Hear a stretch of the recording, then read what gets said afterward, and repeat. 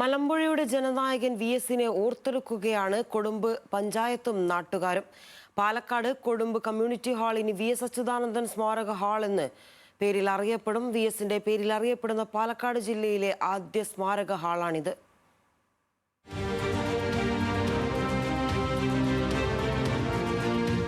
സഖാവ് വി.എസ്. മലമ്പുഴയുടെ വികാരമാണ്.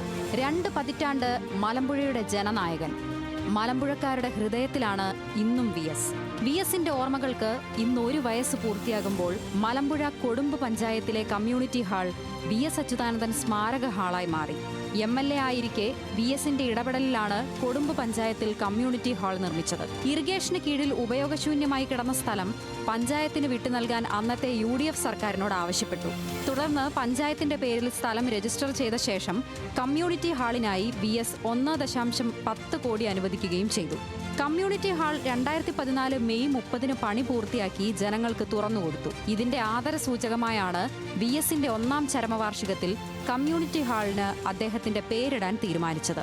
സഖാവ് വി.എസിന്റെ ഫണ്ട് ഉപയോഗിച്ച നമ്മുടെ ഈ കമ്മ്യൂണിറ്റി ഹാൾ 2015 നമുക്ക് അനുവദിച്ച് കിട്ടിയത്.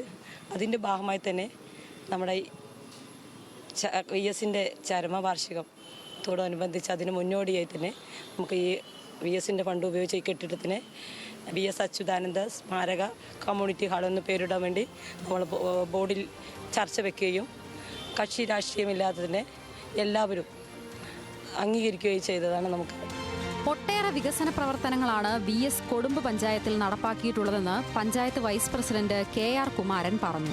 തൊട്ടടുത്ത് സ്കൂളിൽ പോകുന്ന ഹൈസ്കൂളിലേക്ക് പോകാൻ ഒരു പാലം ആവശ്യമായിരുന്നു. അതിന് 65 ലക്ഷം രൂപ അനുവദിച്ചുകൊണ്ട് അത് പാലം നിർമ്മിച്ചു. കൊടുമ്പിലെ പാളയം ഭാഗത്ത് ഒരു തൂക്കുപാലമാണ് ഞങ്ങൾ ആവശ്യപ്പെട്ടതെങ്കിലും അന്ന് അവർ 1,65 ലക്ഷം രൂപയാണ് ഞങ്ങൾക്ക് അനുവദിച്ചു തന്നത്.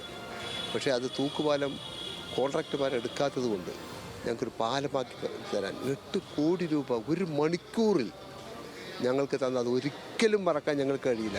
കമ്മ്യൂണിറ്റി ഹാളിന് ചേർന്ന് അനുസ്മരണ യോഗത്തിൽ CPIM മുതിർന്ന നേതാവ് P. ഉണ്ണി ഹാളിന്റെ പുനർനാമകരണം നിർവഹിച്ചു. ന്യൂസ് മലയാളം, പാലക്കാട്.